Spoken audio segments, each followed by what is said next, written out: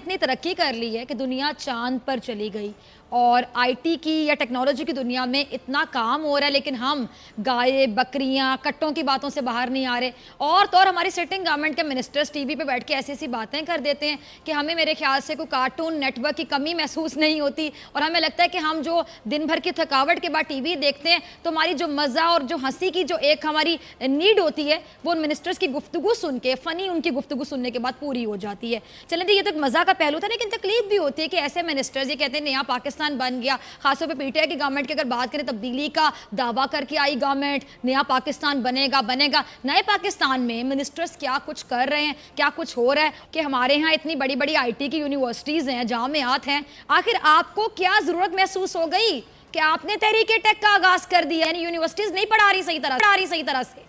बिस्मिल्लाहिर्रहमानिर्रहीम। पढ़ाने की बात नहीं है, लेकिन यहाँ पर मैं सिर्फ ये बात करना चाहूँगा कि तहरीक टेक्नोलॉजी का जो मुझे ये सिलसिला शुरू हुआ है, ये इस वजह से हुआ कि 8-9 महीने से पहले असद उमर साहब, फिर उन्होंने एक असिस्टेंट अपॉइंट कर दिया, उससे बात होती रही। फिर इसके अलावा आईटी मिनिस्टर जो हैं खालिद मकबूल साहब, बहुत ही नहायत ही मासूम आदमी हैं और मैं हैरान और परेशान हूँ कि मैंने उनसे बड़ी देर तक ब्लॉकचेन और इस पर जब बात की कि पाकिस्तान में क्रिप्टो करेंसी और इसके ऊपर, वो बहुत देर सुनने के बाद बहुत टाइम दिया उन्होंने, बड़ा उनका मैं बहुत मशकूर हूँ। और उसके बाद उन्होंने कहा, बेटा अगर मैं आपको एक बात बोलूँ आप माइंड तो नहीं करेंगे? मैंने कहा जी खालिद भाई।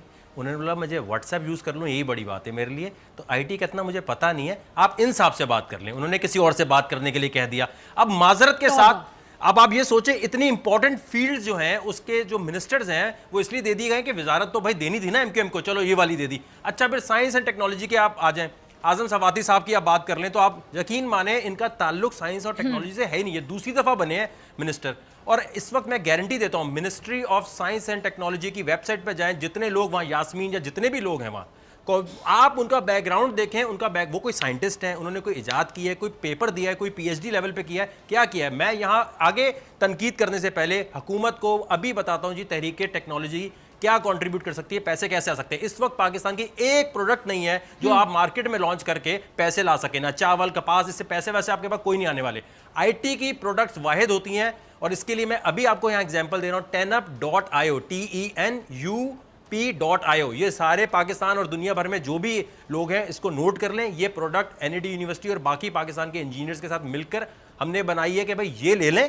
इसको पाकिस्तानी हुकूमत अगर लॉन्च कर दे तो मैं यहाँ गारंटी से कहता हूं कि $735 मिलियन एक दिन में और 6 महीने में $4 बिलियन ना आए तो वकार ज़का आइंदा टीवी पे नजर नहीं आएगा। इसकी एग्जांपल मैं आपको दे देता हूं। वकार दोबारा जरा बताइए, आप कितना बता रहे हैं? जी मैं आपको बता रहा हूं कि ये पाकिस्तान अगर अपनी क्रिप्टो करेंसी लॉन्च कर दे, जो मैंने टेनअप का भी यहां पर प्रोटोटाइप भी दे दिया, वरना ये कहेंगे इसको तो बनाना पड़ेगा, ₹1 खर्च नहीं होगा। ये आपके सामने बना बनाया प्रोटोटाइप है, डाउनलोड करें, इसको चेक करें।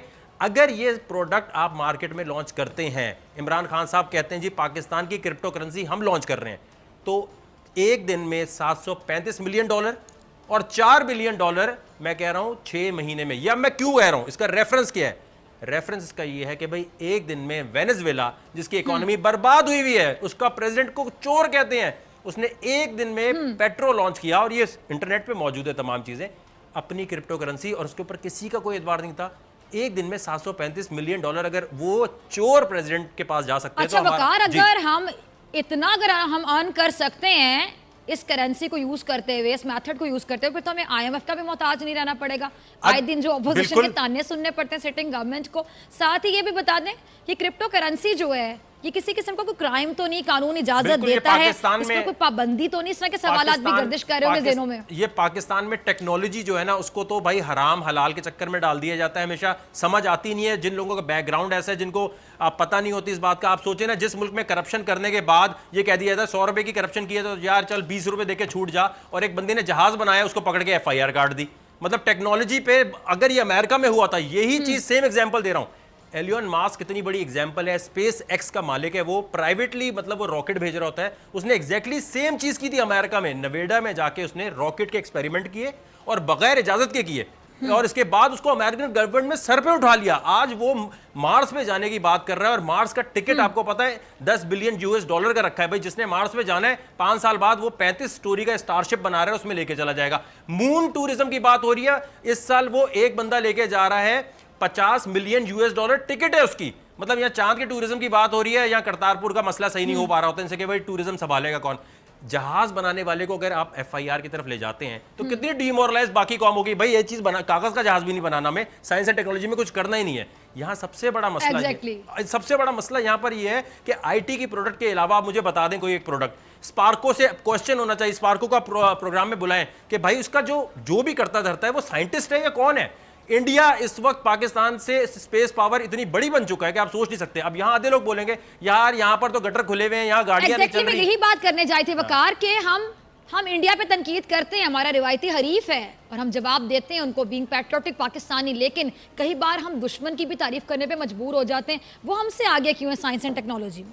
इसकी हम क्यों नहीं हो सकते? क्या खाते हैं स्पेशल वो सबसे और क्या ऐसी क्या चीज वो करते हैं कि भाई उनका बजट 8 साल पहले स्पार्को बनी थी, इंडिया का स्पेस प्रोग्राम आया ही नहीं था, ठीक है। आज तक स्पार्को से पूछे यार 4 या 5 सैटेलाइट तुमने लॉन्च की हैं। इंडिया ने वर्ल्ड रिकॉर्ड कायम किया है 100 से ऊपर सैटेलाइट एक दिन में लॉन्च करके, और अपनी नहीं बाकी कितने इसराइल की लॉन्च की, फ्रांस की लॉन्च की। इससे वो कितना पैसा कमा रहा है और इसमें उनके पास भाई बजट अब मिलना शुरू है। शुरू में बजट नहीं मिला, उन्होंने अपने लोगों को ट्रेनिंग दी कि भाई जो हमारे पास रॉ मटेरियल है इसको यूज करो। अब आप जरा फवाद चौधरी साहब की बात सुने। एक तो जब साइंस की नॉलेज नहीं होती तो बंदा कैसी बातें करता है। ये ऑन रिकॉर्ड बयान है उनका 3 महीने पहले, असद उमर साहब भी साथ बैठे थे। उन्होंने कहा हम आज बड़ी आपको खुशी से बता रहे हैं पाकिस्तानी एस्ट्रोनॉट 2020 में चांद पे जा रहा है। ठीक है, वो जा रहा है किसके रॉकेट में बैठ के?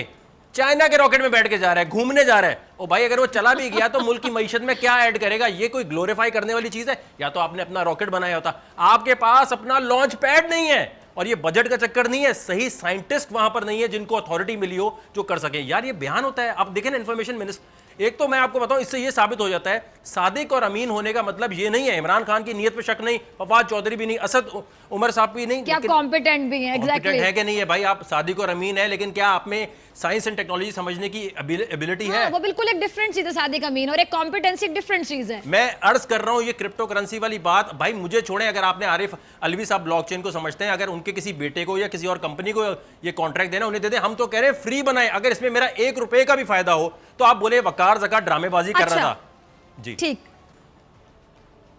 ठीक है वकार। अच्छा वकार, मैं डैम फंड के हवाले से बात करना चाहूंगी। आपकी बड़ी काविश थी और मुझे यहाँ जहाँ तक याद है फॉर्मर जो हमारे सीजीपी थे, उन्होंने हमारे चीफ जस्टिस पाकिस्तान जो पहले रह चुके हैं, उन्होंने आपकी तारीफ भी की थी। उन्होंने कहा था कि जी बहुत अच्छा काम किया, बल्कि हमारे बोल न्यूज़ पे हेडलाइंस भी चलती रही। मैं ये जानना चाहूंगी कि डैम फंड के हवाले से आपकी बड़ी एफर्ट्स थी, लेकिन हमने देखा कि फैसल वाडा साहब ने भी आपको बड़ा हैरान किया, बल्कि हर्ट किया। इससे पहले कि मैं इस तरफ आऊँ और आपका मौक़िफ़ नाज़रीन तक पहुँचाऊँ, एक क्लिप है हमारे पास, टीम ज़रा चलाइएगा रज़ा वो क्लिप, उसके बाद मैं वकार आपकी तरफ आती हूँ। अच्छा जी, आपने सुना है कि जी विफाकी वजीर हैं ये आबी वसाइल के फैसल वाडा साहब, हुकूमत का हिस्सा, और इस तरह की बातें कर रहे हैं प्रोग्राम में बैठ के। अच्छा मुझे बताइएगा कि वकार वो तो कह रहे हैं कि नकद अतीक ना दिए जाएं, अब अवाम किसकी सुने? अवाम को कंफ्यूज करने के मुतरातिब इस तरह का बयान और एक वजीर की जानिब से। फिर आप तो अपना पैसा लगा के, अगर मैं गलत नहीं हूँ, पता नहीं कहाँ गए इस डैम फंड के लिए। मुझे लगता है कि जितने भी इमरान खान साहब ना नेक्स्ट इस्तीफा इनसे मांगने वाले हैं, किसी दिन भी मांग सकते हैं। जिस किस्म के बयानात ये देते हैं, मतलब कोई इनसे पूछे ओ भाई मैं जुलाई से चीफ जस्टिस के साथ हूं, मैं फॉर्मर चीफ जस्टिस साहब के साथ हूं, यूके अपने खर्चे पे गया, कनाडा अपने खर्चे पे गया, I am Pakistan world wide movement का कोई अकाउंट ही नहीं है जो मूव